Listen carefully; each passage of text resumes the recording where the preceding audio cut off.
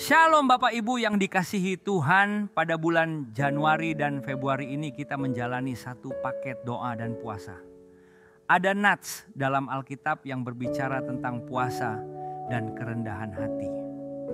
Dalam kitab Yesaya pasalnya yang ke-58, orang Israel bertanya kepada Tuhan, "Mengapa kami berpuasa tetapi Engkau tidak mengindahkannya?"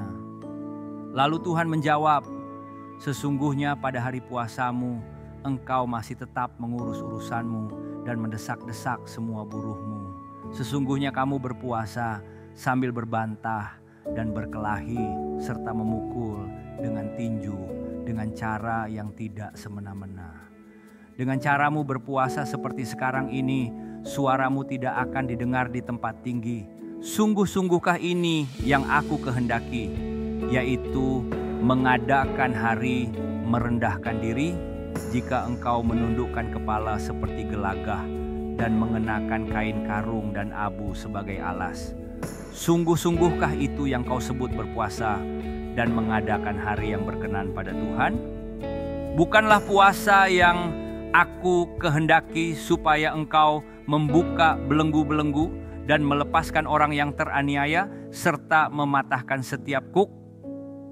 Kata doa dalam bahasa Ibrani adalah tefilah yang berasal dari akar kata palal. Salah satu dari arti palal adalah to judge. Seperti perumpamaan Tuhan Yesus tentang doa di dalam Lukas pasal yang ke-18 ayat 1 sampai ayat 8. Demikianlah dalam doa, karena kita datang kepada Hakim Agung yang berotoritas, pantaslah kita memiliki sikap rendah hati.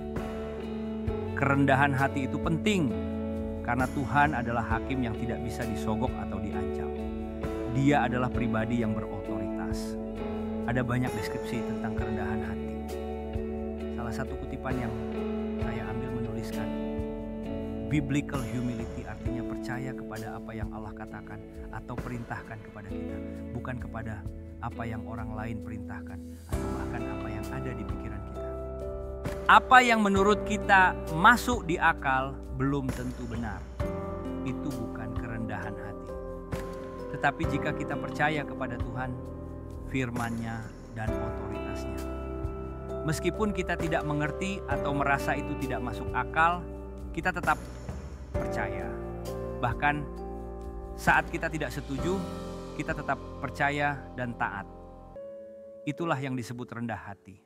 Sebaliknya, jika kita merasa firman Tuhan sudah tidak berlaku karena tidak masuk akal atau hanya karena kita tidak suka menaatinya, itu bukan kerendahan hati. Prinsipnya adalah firman Tuhan harus lebih tinggi dan lebih berotoritas, terutama dalam doa. Ketika kita berdoa, saat kita meminta sesuatu misalnya, "Tuhan, ubahkan pasangan saya." Tetapi Tuhan tidak menjawab apa-apa, kita harus berhati-hati. Jangan-jangan itu doa yang salah karena bukan lahir dari kerendahan hati dan bukan kehendak Tuhan. Arti lain dari kerendahan hati adalah kutipan dari Rick Warren. Humility is not thinking less of yourself. It is thinking of yourself less. Kerendahan hati berarti memikirkan orang lain lebih dari memikirkan diri sendiri. Jadi, secara sederhana, orang yang rendah hati adalah orang yang tidak egois. Jika kita masih egois, artinya kita belum rendah hati. Kita perlu berdoa lebih lagi karena salah satu prinsip utama doa di dalam konsep Ibrani adalah doa introspeksi. Demikianlah renungan tentang doa hari ini. Tuhan Yesus memberkati kita semua. Amin.